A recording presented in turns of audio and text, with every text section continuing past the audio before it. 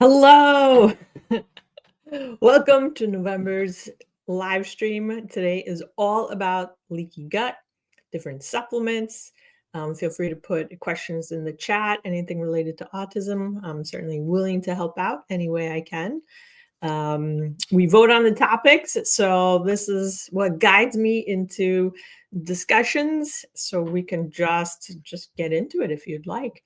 If there's no questions, then let's just go. Okay, so leaky gut that's like the common term for it. So scientists really refer to it more as intestinal permeability. So you increase intestinal permeability.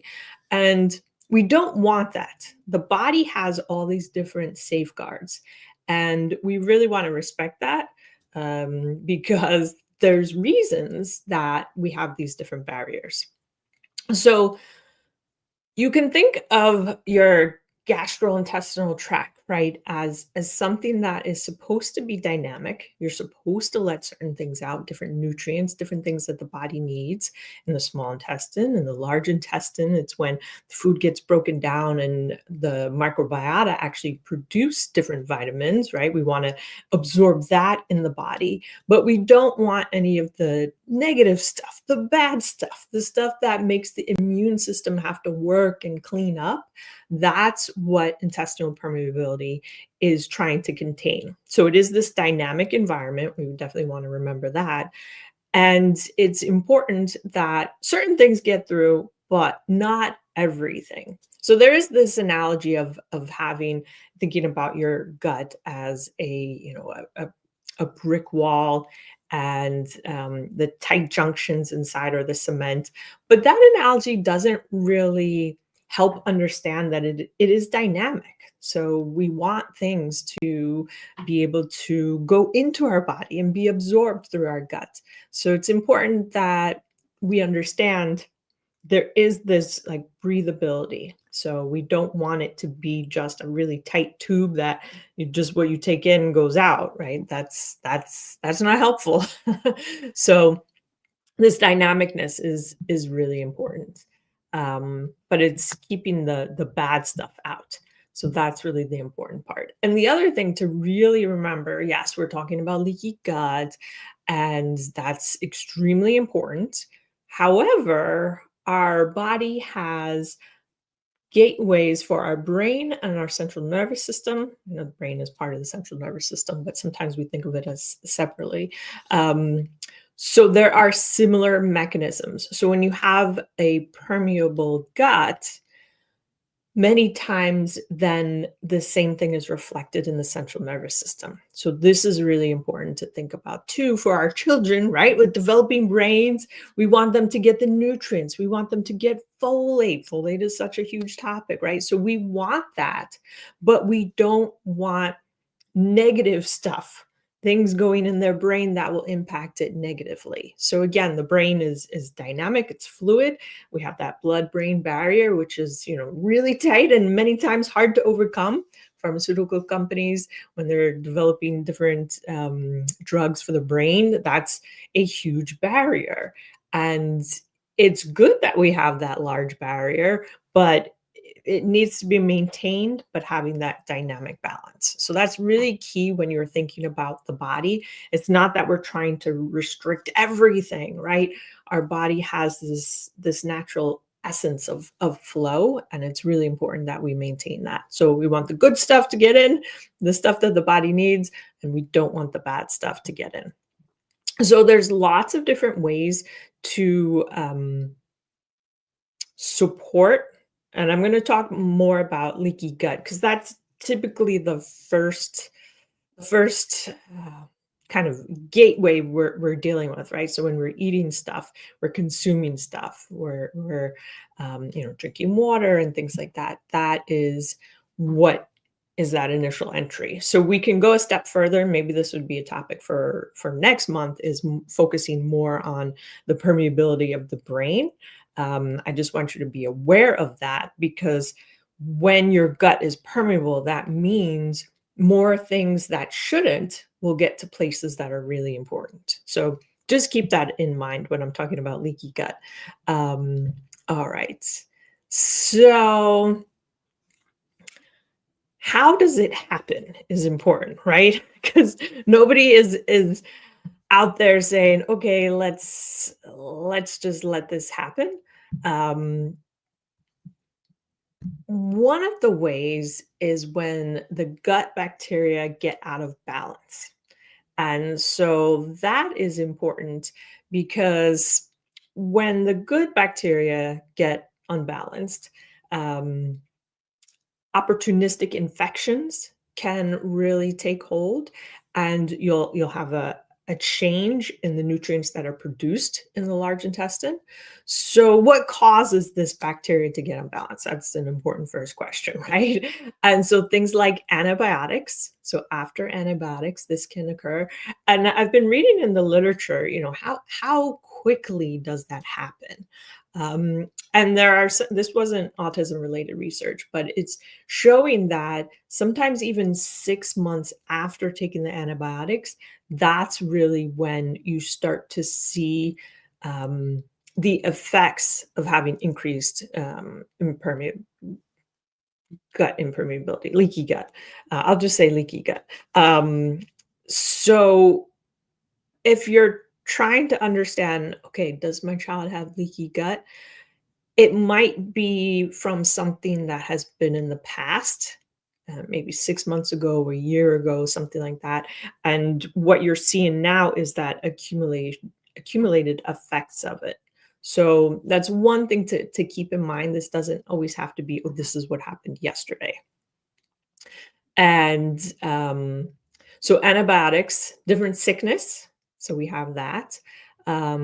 Eating lots of junk food, right? So if you're not eating different fibers and you're eating foods that are causing inflammation, that really can shift the gut bacteria balance. And the gut lining then weakens. And if it continues to weaken, that's when the tiny gaps can really open up, and that's when your gut is starting to get, what they would consider leaky. Um, so good bacteria normally make these nutrients called short chain fatty acids, and they definitely help. So they help fill up those gaps. And I just went and grabbed some supplements just so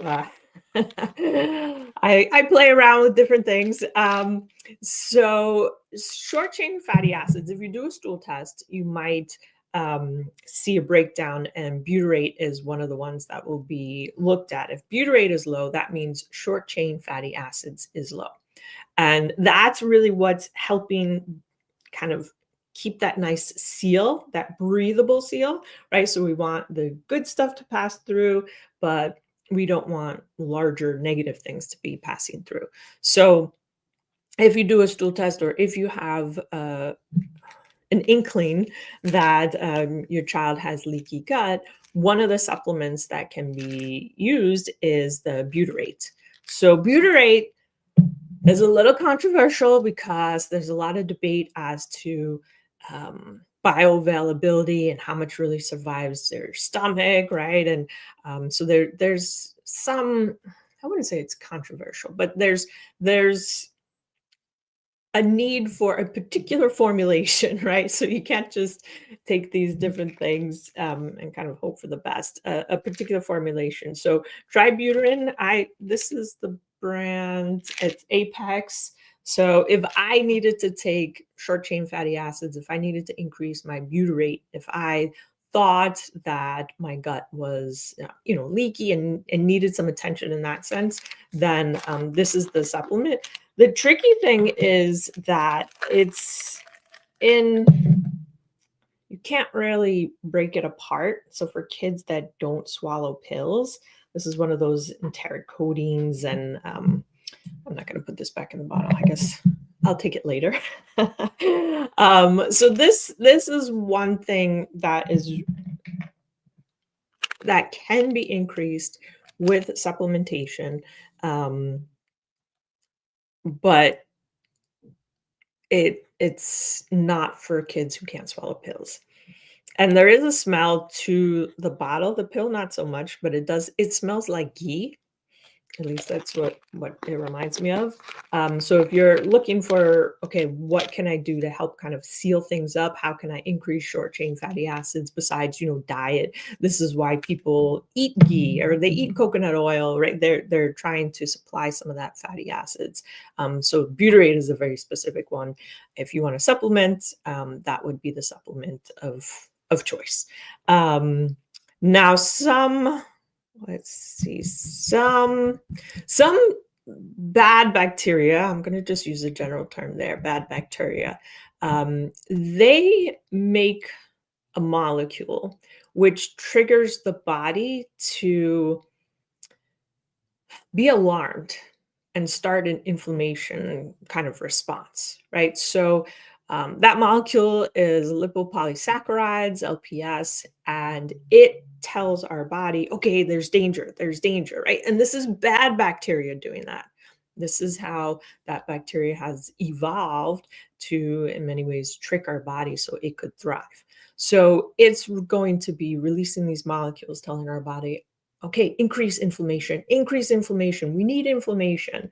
And it's really just a trick, a molecular trick from bad bacteria. And then this inflammation response can also degrade that nice, dynamic barrier. So not only do you have now more things going through the gut that you don't want, which will cause its own level of inflammation, you'll also have um, the bad bacteria manufacturing this molecule to kind of perpetuate that inflammation cycle. So when we want to stop inflammation, we've got to understand what is the cause of it, right? And so if this case, if you were like, okay, I'm just going to take some omega-3s that decreases inflammation, right? You can do that and it will decrease inflammation if you're taking enough amounts and things like that and consistency. However, you're never really going to bring it down where you could in many ways let the body take care of itself, right? So if you have this bad bacteria that is generating LPS and telling the body, turn on the inflammation, if you're just providing omega-3s, that's like, okay, let's just kind of put the fire out, but you're never getting at that root cause. This is when you can kind of feel like, oh, we're in a little bit of a cycle, we're two steps forward, one steps back. We never seem to really get a handle on it, whatever it is. So this is the kind of thinking that you want to have um, to really get at sources of inflammation if that seems to be a problem for your child. So, okay, what do you do, right? So supplements, that's the topic of this YouTube live is supplements. So there's different probiotics, right? So we can, if you have this bad bacteria, one way to shift that is to increase the amounts of good bacteria. And so different lactobacillus, different bifido species, they do that. So if you wanted to take a multi-strain, you could do that. You could be very strategic and really rebuild the gut in a strand by strand way. But so supplements is how you can start to shift that imbalance of bad bacteria. You're never going to 100% reduce and eliminate all bad bacteria, and that's why part of me doesn't even like saying, it's bad and there's good, because we need both. There's certain positive things that these like quote unquote bad bacteria do, but it's when the population just gets out of control. So that's the important thing to think about. So a supplement that could help reduce this LPS is by having more good bacteria that will keep these bad bacteria in check. You can also give something like prebiotics, the inulin, the FOS, so that you can feed whatever good bacteria is in the gut at that time. So you can provide more or you can feed the good ones that you have already. Then for actual supplements that can really target the tight junctions and barrier integrity and all of these kinds of things, L-glutamine is really something that provides fuel specifically to intestinal cells. So that is something you'll see some of these ingredients in different products like I have something here, GI Intercom. So that's this one. So there, when you have a kind of a lot of these are powdered. You put into a drink. You can get a little bit of the supplements that I'm talking about. So if you're looking for a mix of supplements, there's certainly options out there. The GI Intercom is one that is certainly very good. So the L-glutamine is something that you're looking for. Zinc is certainly important. So usually it's zinc carnosine. That's the formulation. And sometimes it's with copper, sometimes not. You might know how your child um, is handling copper. Different infections change the ratios of zinc and copper quite often. So some parents might want to stay away from zinc with any of the copper. So again, just know the details of your child. Then also collagen. So collagen peptides, that is certainly really helpful. Those collagen, it typically not in something like this. Collagen usually comes separately. And my goodness, the topic of collagen, we could have a whole YouTube live just on collagen. I mean, there's so many different formulations and types and sources and things like that. But um, if if requested, we can certainly dive deep into collagen for sure.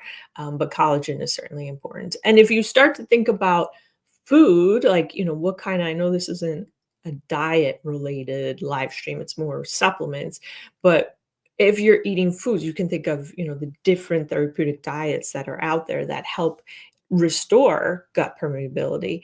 You're going to be eating more of those, the high fats, different chicken soups, different stocks, beef stock, the bone broth and really meat broth, sometimes bone broth in the beginning stages when a child has a lot of different gut issues. Sometimes the bone broth is way too much, has different natural MSG related molecules. So sometimes bone broth, you think it would be great, but it's like, whoa, they are reacting very differently.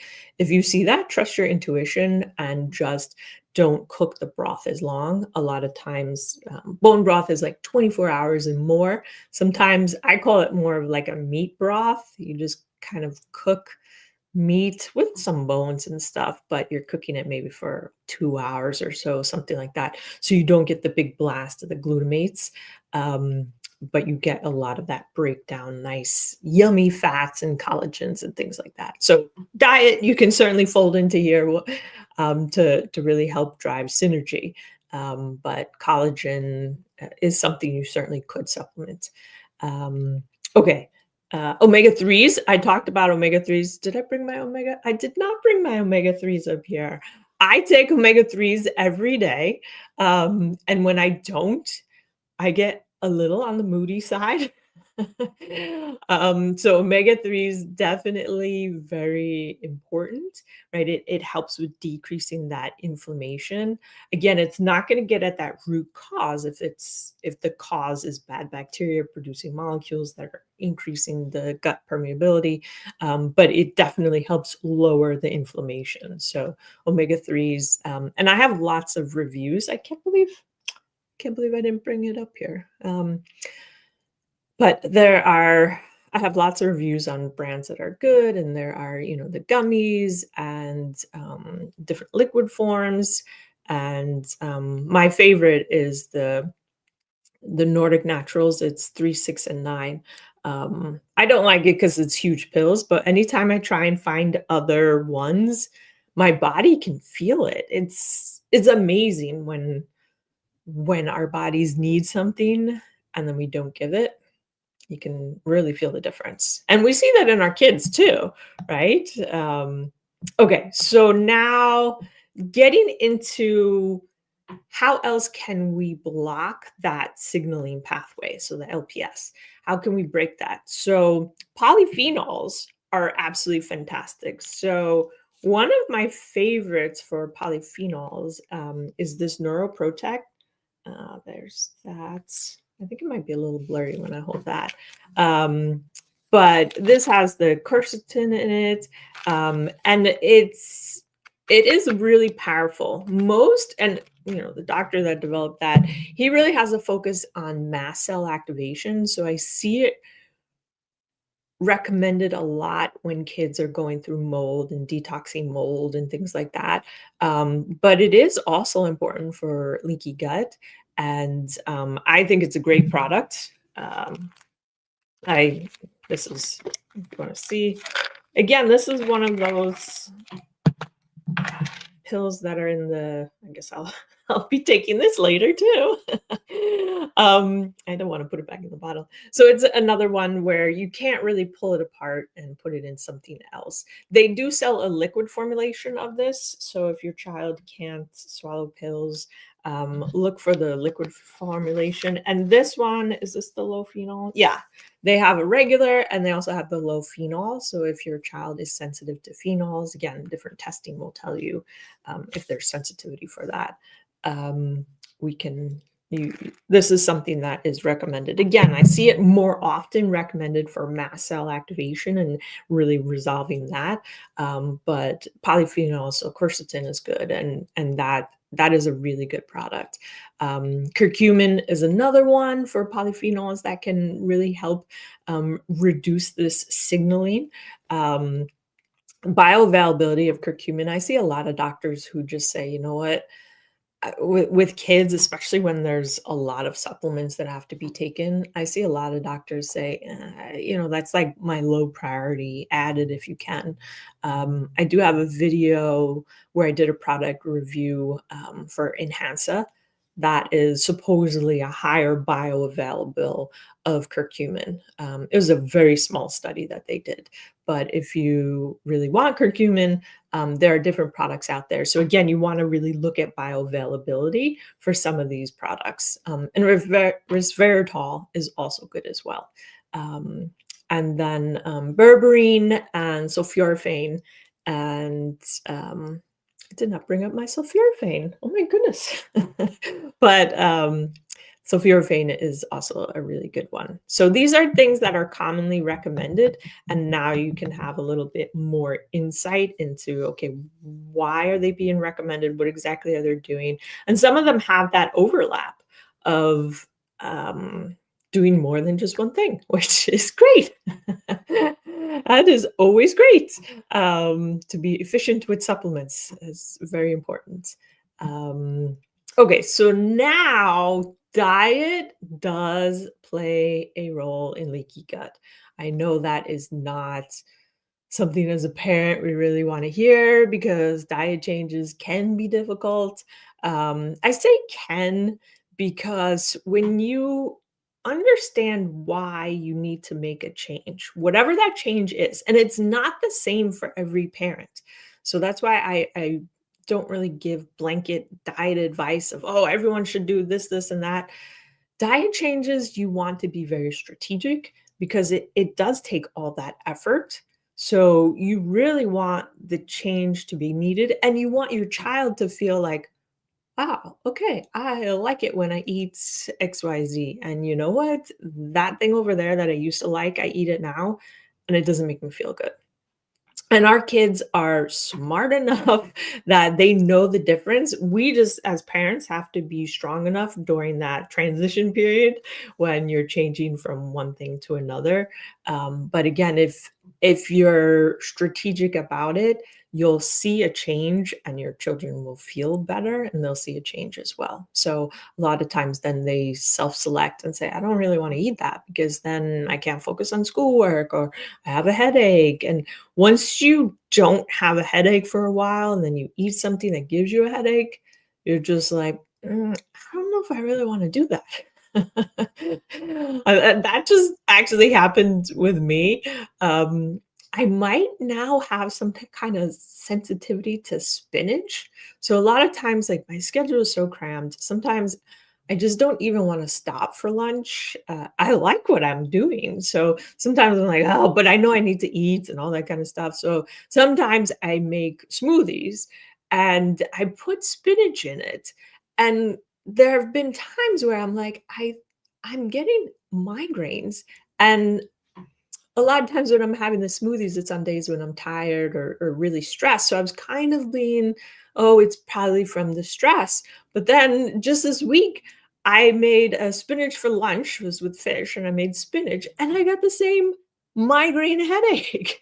And I thought, wait a second, this is interesting data. So sometimes healthy foods cause different reactions, so it's certainly important to understand how food can impact us and to not always think that a food is good, right? Something is always good, because it might not always be. So there's a few different things specific to spinach that maybe is causing some issues, but healthy foods in general is important. If a child is not eating fiber or foods that can supply butyrate, right? What you can supplement on, then the gut wall can get weaker, right? So just diet alone can contribute to leaky gut being an issue. And that's really important to understand. It doesn't have to be some catastrophic event. Okay, maybe your child has never been on antibiotics, and there's not been this high amount of stress or different infections. It can be mainly diet related because, again, over time, things can add up. So, obviously, diet's important. Eat fiber. For supplements, right? Because this is about supplements. Inulin is something that you can supplement. Inulin and some of these prebiotic, if there is like SIBO, so small intestinal bacterial overgrowth, if the bacteria from the large intestine have made its way up into the small intestines, a lot of times things like inulin are going to cause bloating. It's going to cause issues. You might see an increase in behavior just because the child doesn't feel comfortable. Sometimes in school, they're like, what's going on? He can't sit anymore. So when you're supplying fiber in supplement form, you want to be very mindful if there is a negative reaction, that's the reason why. And fiber is great. Obviously, you need hydrations and things like that. So you've got to make sure to look at this holistically. Um, so those are the things that can, like inulin and the fibers, when they're broken down, that's when butyrate will be released, right? And a few other short chain fatty acids. Those you can't really supplement. The only ones you can supplement reliably is the butyrate. Otherwise, get fiber and let your body do the breaking down. All right. Sometimes your gut cells can be damaged, and that would be a contributor to leaky gut, right? So, inflammation, different toxins, right? This is where you start to get into the mechanism of action of glyphosate. Um, Different infections. There's a lot of things that can cause damage to the gut cells, right? Which more than likely there'll be other issues as well, but this is specifically. Um, so when the cells get damaged, then that means things can be more permeable. So when this happens, you want supplements like amino acids, right? You want to start to think building blocks. So these cells are damaged. How can we rebuild that? So glutamine, again, is great. Glycine, I have glycine here. So this is the brand I like. Glycine is, I get it in the powder form. You could totally get it in pills, but glycine is usually used in larger amounts.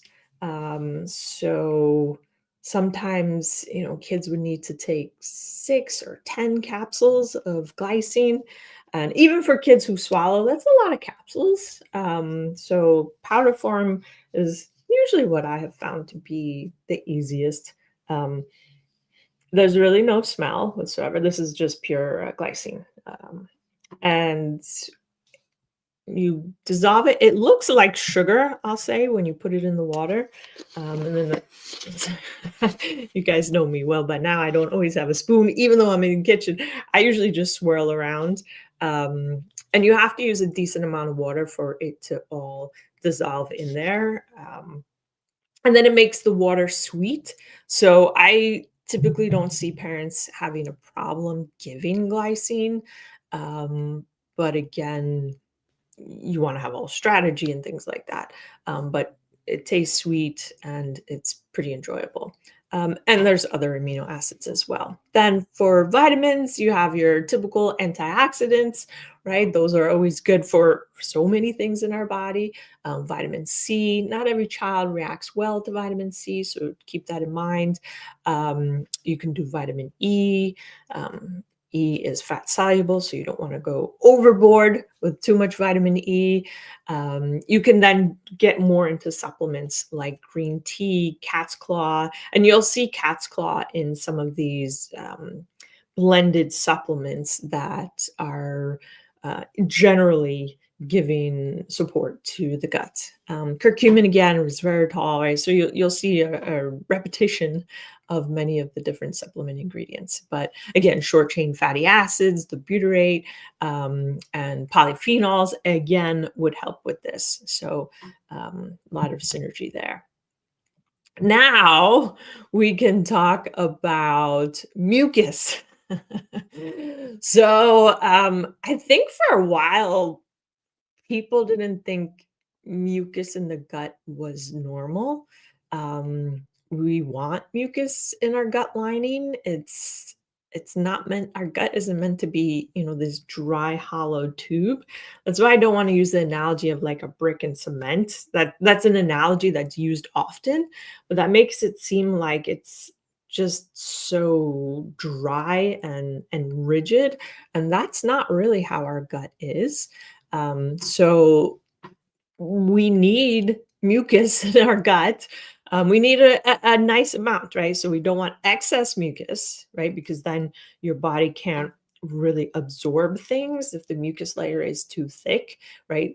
Again, the gut is dynamic, right? So if it's too thick, not good. If it's too thin, then things are going to pass through. And again, that's where you would kind of consider the leaky gut to be happening. So the slippery mucus is good, but you want a balanced amount of it.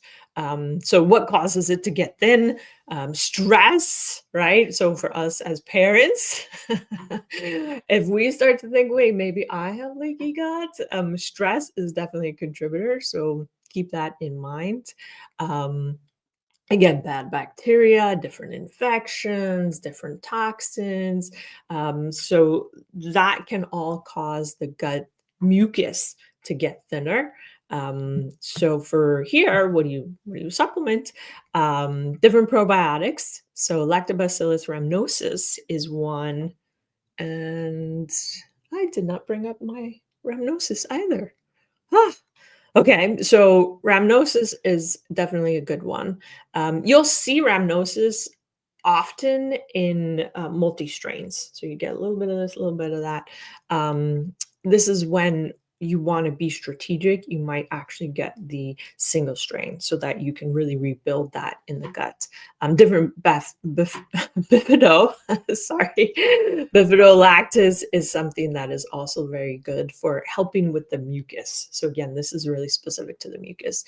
And Akkermansia is a probiotic, relatively new, I would say, is become popular, relatively new within the past maybe 2-3 years. It's really increased in popularity. And I just want to preface probiotics. You start small, especially if the gut is in that state of being leaky. This is not when you start with like, oh, let's just start with a capsule of Akkermansia. Sometimes that is too much, and you can cause diarrhea, you can cause constipation, you can cause gas and bloating. And then the child associates, wait, you gave me something that did not make me feel good. And now I don't trust you. And now I don't want to take supplements. And so, particularly with probiotics, you don't want to go to fast, too quick. As and I've seen particularly with acromantia, everyone's excited. It's new. It's got great benefits, but again, you really want to be mindful with that and really ease into this, because you don't want to shift things so dramatically that it causes upset. We talked about the fibers. So, prebiotic fibers increase your small chain fatty acids.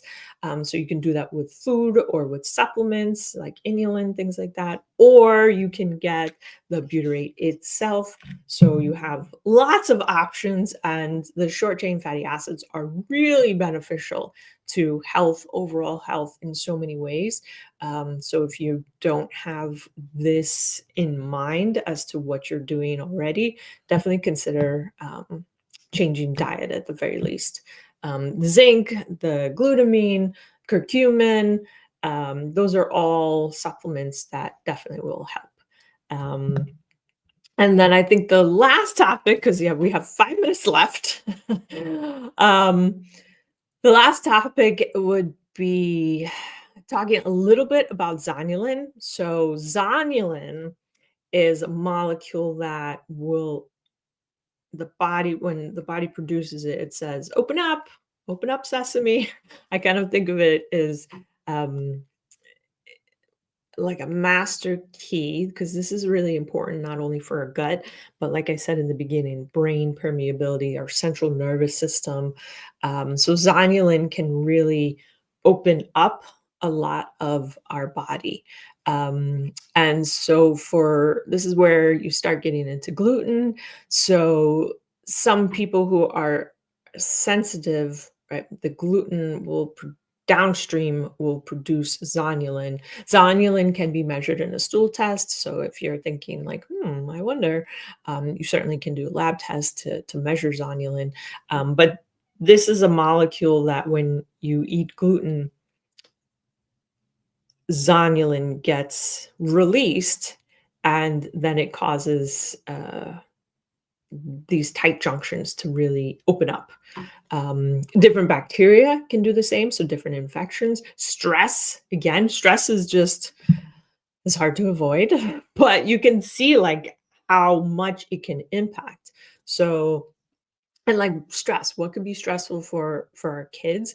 Not being able to speak in it of itself is a chronic level of stress, right? There's very few children who are happy not speaking. Most would say, you know what, I would prefer to be able to. So just even certain things that are part of their existence at that time can cause stress. So certainly keep that in mind. And so you could certainly do as a stool test if you want.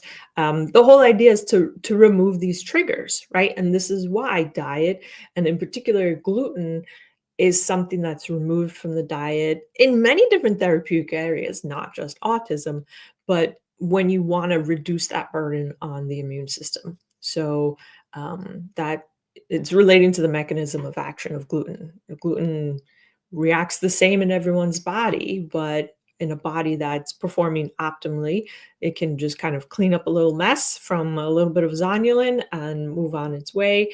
But if someone's immune system is occupied with maybe another infection and something else, and maybe not getting enough folate in the brain, and there's so many other things that can be happening. So this is the reason why gluten for a variety of reasons is removed, and you might see things like sometimes kids, they start to feel their bodies more when gluten is removed. Typically I see a lot of kids who it looks like, oh, they just somehow magically potty trained, right? Now they can somehow feel that they're wet, and they can feel their bowel movements. Um, and many times that is related to the impact of zonulin, not only in the gut, but also in the brain and the central nervous system. So that literally helps them feel, let's say, urine, right? Because we can't technically feel wet, right? What we feel is a change in temperature, right? So when we pee, it's kind of warm, but then it gets cold real quickly, right? And that is what we feel. We feel the temperature change. So for kids who go gluten free and they get more sensation based in their body, that's the reason why. So it seems like magic, like, whoa, we went gluten free and potty training somehow. Like, how are the two related? That potentially is how the two are related. So removing the triggers is an important aspect. Um, in that whole process. So for supplements, colostrum is something that's used a lot. It's typically bovine, so then there's some discussion as to whether or not that really is beneficial or not. We could definitely get into colostrums. That is a huge topic, just like collagen. Right? So, and then a lot of the other supplements that I've already mentioned, like butyrate. Anytime you think leaky gut, you can think small chain fatty acids, small chain fatty acids. That is something that really is related to gut health in general. So I think that covers just about everything I wanted to discuss.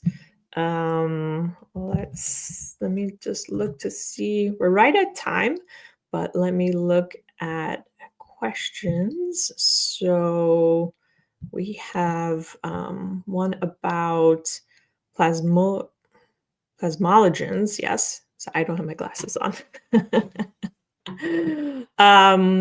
So that maybe would be a good topic